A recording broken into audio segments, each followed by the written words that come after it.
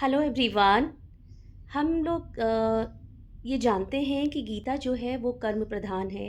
श्री कृष्ण ने गीता में कर्म की महानता को बताया है।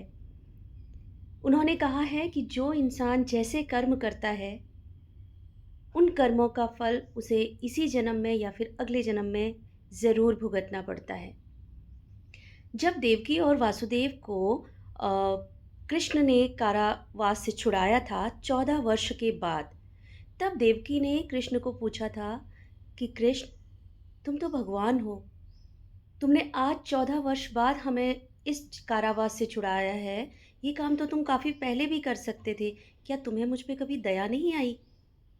तब श्री कृष्ण ने कहा, माँ, आपको याद नहीं है, लेकिन पिछले जन्म में आप ही ने अपने पुत्र को यानी मुझे 14 वर्ष के लिए वनवास भेजा था।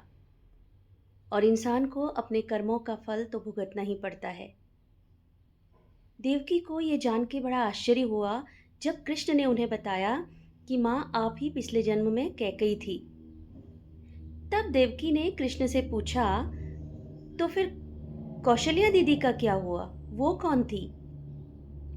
तब कृष्ण ने मुस्कुराते हुए कहा, माँ, यशोदा माँ ही तो कौशल्या हैं, मेरी माँ, जो 14 वर्ष तक पुत्र प्रेम से वंचित रही।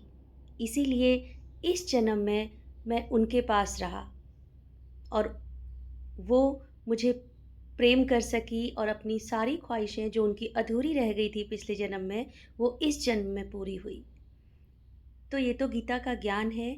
आप जैसे कर्म करेंगे, आपको उसका फल तो भुगतना ही पड़ेगा।